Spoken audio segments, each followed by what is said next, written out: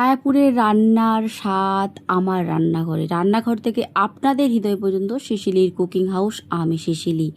মায়াপুরের কাশ্মীরি পনির আসলে আসল ছানার পনির নয়, এটি ময়দা দিয়ে তৈরি এক ধরনের বিশেষ নিরামিষ ধোকা বা ভেগান পনির। বিশেষত এটা কিন্তু গ্লুটেনকারী। এটা নিশ্চয়ই বলবো কেন বলা হয় গ্লুটেনকারী। আমার মতো করে আমি তুলে ধরলাম মায়াপুরের এই সবজি রান্নার জন্য কি কি লাগছে। ময়দা 1 কেজি মাখানো, 3টে আলু, টমেটো 3টে, দুধের সর, ধনেপাতা কুচি, কাঁচা লঙ্কা 6 থেকে 7টা, আদা বাটা, আর যেটা করেছি শুকনো খোলায় নেড়েছি গোটা জিরে, ধনে আর গরম মশলাটাকে গুঁড়ো করে নিয়েছি। কসুরি মেথি, এলাচ, কাশ্মীরি লঙ্কার গুঁড়ো, হলুদ গুঁড়ো, নুন, রান্নার জন্য সাদা তেল।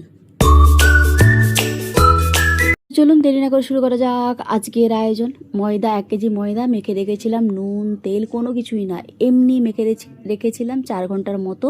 4 ঘন্টা পরে একটা পাত্রে ঠান্ডা জলে এটাকে ধুয়ে নিচ্ছি আর কি, চটকে চটকে এই যে সাদা অংশটা ফেলে দেবো আর কি।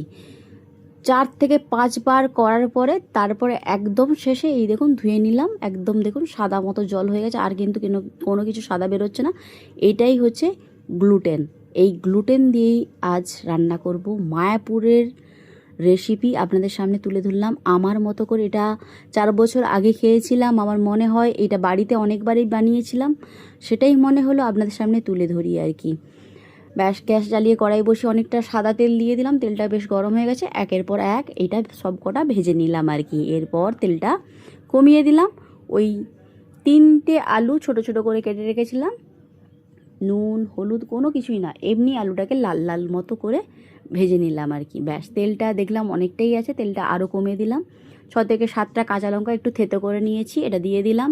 4টে এলাচ থেতো করে রেখেছিলাম, এটাও দিয়ে দিলাম। 1 চামচের মতো দিয়ে দিলাম আদা বাটা, পরিমাণ মতো নুন, কাশ্মীরি কালারের জন্য কাশ্মীরি লঙ্কার গুঁড়ো, হলুদ আর ধনেপাতা দিয়ে, আর 3 থেকে 4খানা মতো টমেটো এটাকে বেটে নিয়েছিলাম আর কি। ভালো করে কষিয়ে নিলাম। তেলটা যখন ছোটে ছোটে আসবে তখন দুধের সরটা দিয়ে দিলাম। শেষে দিয়ে দিলাম ওই ভেজে রাখা মশলা 1 চামচের মতো। একটু কষিয়ে নেওয়ার পর ভেজে রাখা আলু আর ওই ভেজে রাখা গ্লুটেনটা দিয়ে দিলাম। আর গ্যাসটা কিন্তু কমানোই আছে। একটু কষিয়ে নেওয়ার পর এটার মধ্যে দিয়ে দিলাম গরম জল।